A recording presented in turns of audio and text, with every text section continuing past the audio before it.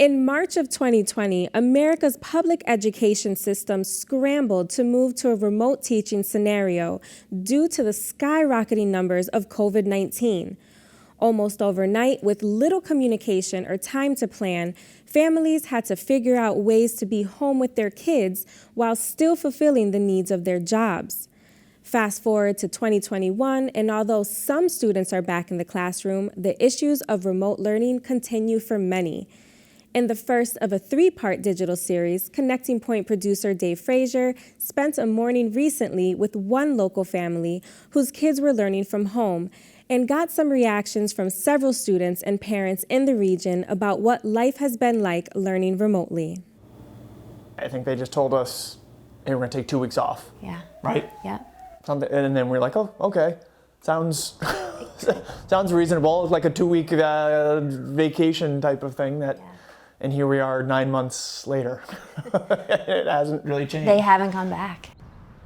So first when school closed, obviously everyone was happy because we have no school. But then as it kept getting longer and longer, I was like, damn, when is this gonna finish? You get me?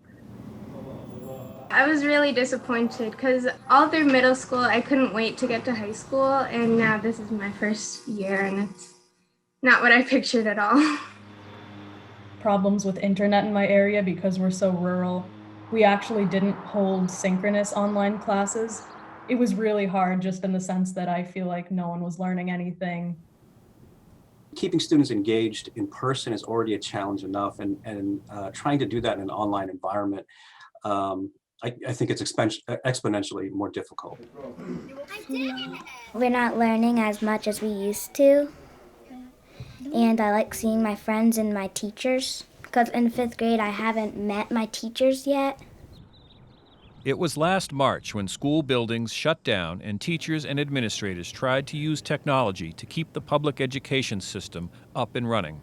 Families had to pivot and figure out ways to help their children learn at home while continuing to fulfill their responsibilities to their employers. It's so much. In East Longmeadow, the Murrays have 3 kids in public school: 10-year-old Eden, 8-year-old Weston, and 5-year-old Judson. They also host a girl from the neighborhood occasionally because her parents are not able to work from home. This here is kindergarten, I would say. This is Mrs. Roby's kindergarten classroom, Judson here.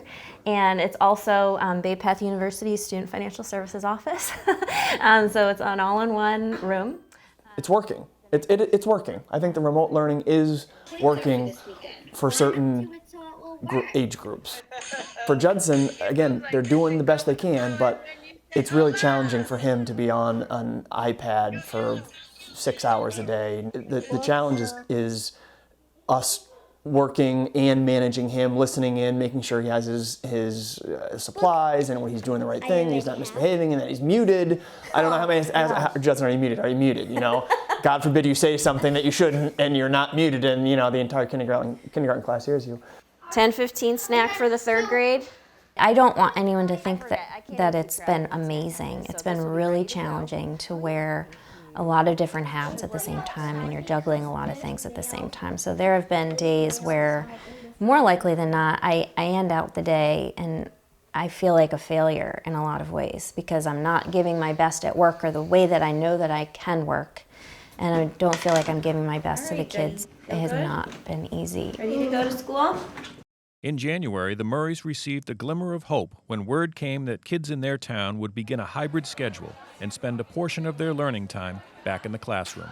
We're really looking forward to the future where we'll have this disease behind us, and God willing, the kids will go back to school and we'll be able to go back to work, and things will be better again.